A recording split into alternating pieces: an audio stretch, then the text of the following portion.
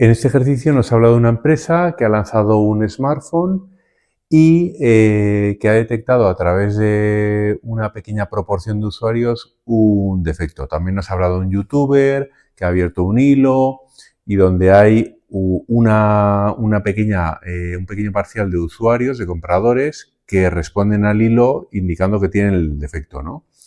Ya ves que todo lo que nos explica hasta aquí aproximadamente, hasta aquí, que nos da el primer dato, ¿no? Aquí nos habla de la situación, de la empresa, del problema, de su móvil, el P25, pero no hay ningún dato. El primer dato es el de 288, que es la muestra. Y en esa muestra de 288, en el que entran en el hilo, hay 20 concretamente que declaran el problema, ¿no? Ese problema de calentamiento o lo que sea.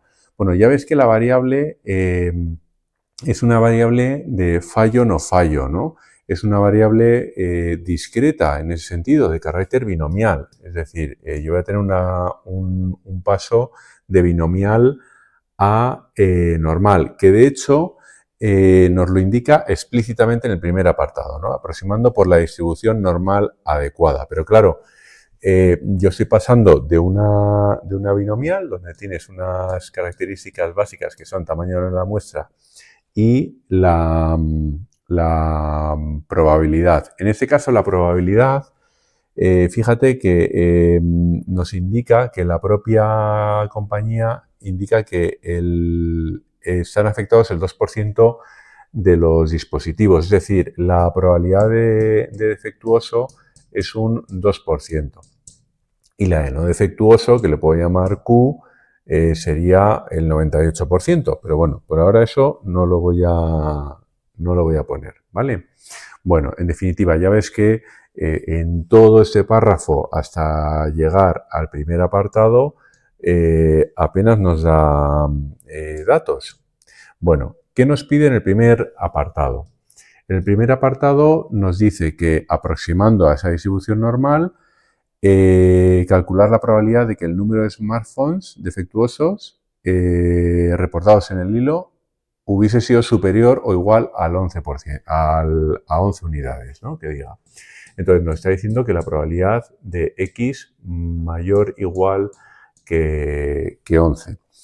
Bueno, voy a aproximar a la normal. Ten en cuenta que al aproximar a la normal, que es de valores característicos nu y sigma, tengo que ver si tengo que hacer una aproximación de Yates. Desde luego, por el hecho de pasar de binomial a normal, sí. Y luego, cuantitativamente, tienes que ver que NP sea mayor que 3 mínimamente. Lo ideal es 5, pero considera 3 como condición mínima y necesaria. La n es 288 y la probabilidad es la del 2%, porque además nos dice que asumamos que el comunicado de la empresa es cierto. Es decir, 288 por 0,02, pues efectivamente da superior a 3, ¿no? Si hacemos esa comprobación, ese producto que diga tendría 5,76, que es superior a 3. Por tanto, hay que hacer la corrección de Yates. ¿Cómo voy a hacer la corrección de Yates? Bueno, pues voy a pasar la probabilidad, voy a pasar de X a Z, voy a hacer, en vez de 11, voy a hacer la corrección de Yates, voy a buscar, como yo estoy en 11, voy a siempre, recuerda, maximizar el área. Es decir, en ese caso tengo que restar 0,5.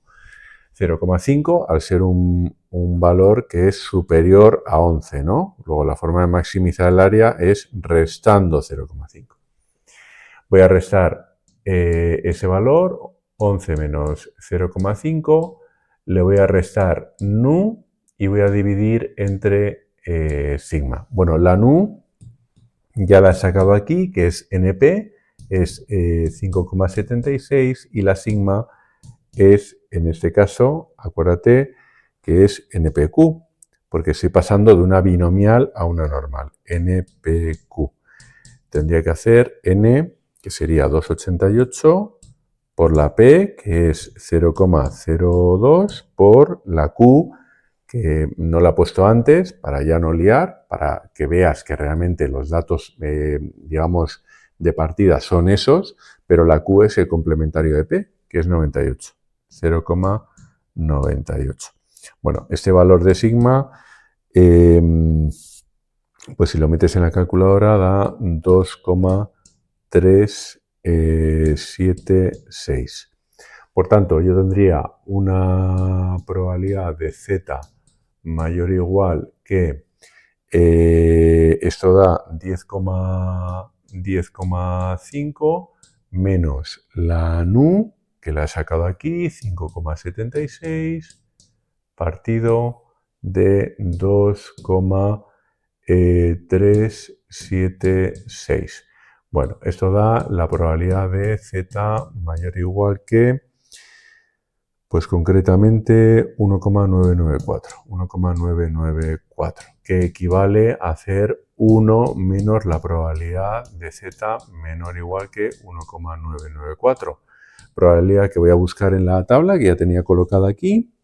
Buscas esta probabilidad, 1,99, y ya ves que la milésima no la tenemos, pero ya es muy preciso el dato, es 0,9767, ¿no? Por lo tanto, esto da 1 menos 0,9767 y esto da concretamente 0,0233, que es un 2,3%. 2,33%. ¿De acuerdo? Que sería la probabilidad que nos piden en el primer apartado. Vamos al segundo apartado. En el segundo apartado nos dice que obtengamos un intervalo del 99%. Acuérdate que el intervalo es una cosa, que en este caso, como es un caso de distribución de proporción muestral, el intervalo de confianza va a ser esa proporción muestral menos el error, proporción muestral más el error. ¿A qué me refiero con proporción muestral? Bueno, pues el tanto por ciento, la proporción que me da la muestra, ¿no? Porque yo al final estoy cogiendo de 288, que no son todos, habrá miles de usuarios, pero hay 288 en el hilo, que son la muestra, hay 20, es decir, aquí saco la proporción muestral. Concretamente, la proporción muestral sería, pues concretamente es dividir esos 20 entre 2,88 concretamente, ¿no? 2,88. Y eso te da pues 0,0694. ¿Qué me falta para determinar el intervalo? El error. ¿Y cómo calculo el error? Con la fórmula. Acuérdate que en el caso de proporción muestral, multiplicas por sigma entre raíz de n. Para sacar, siendo la sigma, lo voy a poner aquí todo seguido, te voy a poner la fórmula seguida. La sigma sería esa proporción muestral por Q, que es la complementaria, partido raíz de n. Bueno, z de alfa medios lo sacas con el nivel de confianza que nos lo dan, ¿no? Nos dicen que tiene que ser un nivel de confianza del 99%. Eso te lleva a un 1% repartido en los dos extremos de la campana, que es un 0,5%. En valor unitario lo pones en 0,005 y como tienes que ir desde ese valor de 0,05, que es este de aquí, ¿no?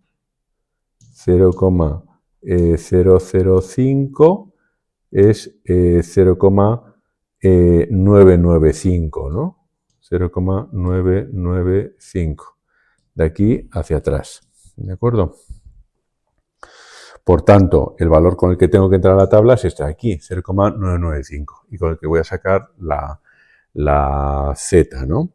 Bueno, pues ese valor está en 0,995, está aproximadamente aquí, entre este y este. Es decir, está en 2,575. Es decir, z de alfa medios es 2,575. Ese valor lo llevas a tu formulita, 2,575, multiplicas por la proporción muestral, que en este caso es 0,0694, y multiplicas por el complementario. 1 menos 0,0694 y divides entre raíz cuadrada del tamaño de la muestra, con el que vamos a sacar el intervalo de confianza. Si haces esta operación, te da un error de 0,0385. Con ese 0,0385 tú ya sacas el intervalo de confianza. El intervalo de confianza es 0,0694 restando 0,0385 y también sumando, ¿no? Para la cota superior, 0,0694 más 0,0385. Bueno, haces esa cuenta y te da que el intervalo de confianza es 0,0309 y la cota superior 0,1079. Es decir, el intervalo de confianza con al 99% del nivel de confianza, acuérdate, es este de aquí. ¿Podemos considerar que es veraz el comunicado de la empresa? Hombre, pues no del todo veraz, ¿no? Es cuestionable, ¿no? Es cuestionable, ¿por qué? Lo voy a poner aquí, cuestionable. ¿Por qué? Porque el valor que están dando, que es como si fuese la hipótesis, por decirlo así, que están diciendo, oye, asuma que es un 2%, pero ¿de dónde se sacó el 2%? Eso es una hipótesis. Ese 2% no está contenido, 2% no contenido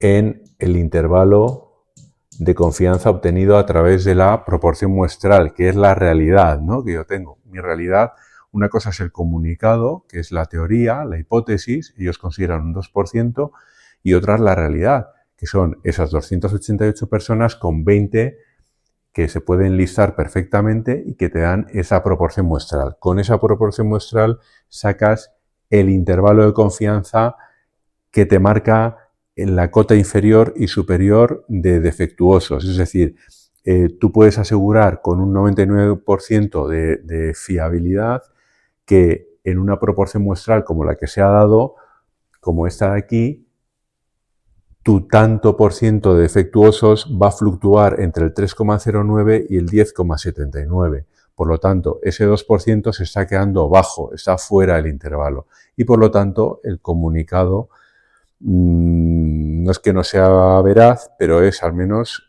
cuestionable. Y con ese razonamiento estaría terminado este último apartado y terminado el ejercicio.